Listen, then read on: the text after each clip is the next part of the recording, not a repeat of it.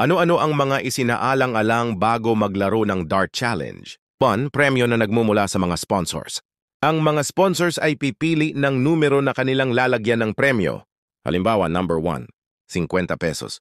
Mga sponsors din ang magsasabi ng mga kriteria kung sino-sino ang maglalaro. Halimbawa, ang batang laging pinakamaagang pumapasok sa school. Laging isa sa shoutout sa live or recorded video ang ating mga sponsors. 2. Qualified ba ang mga maglalaro sa criteria na nakaset? Ang napagpiling mga maglalaro ay nakadepende sa available na mga premyo. Kung maraming mga pa-premyo, mas marami ring kailangang mga players. Rules ng laro.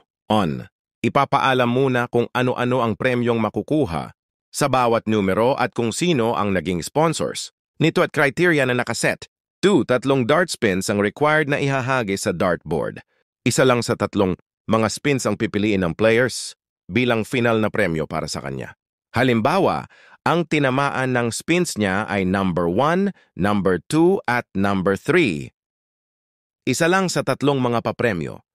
Ang pipiliin niya, halimbawa, pipiliin niya ay number 1 kasi yun ang premyong nais niya. 3. Paano naman kung sa 3 mga spins ng player ay walang numerong tinamaan? Bibigyan po ng tig-iisang free spins hanggang may matamaan ng number na may premyo. 4. Magpapasalamat ang player sa sponsor ng kanyang papremyo lalong-lalo na ang Talog Elementary School and K, Nonong's Revealer at sa lahat ng audience. 5. Hihingi ng support sa mga audience upang tangkilikin ang mga palaro ng Nonong S. Revealer TV, channel and social media accounts. Bago isasagawa ang anumang laro na Dart Challenge, kailangan mo na pong mag-attendance o mag-logbook ang isang player.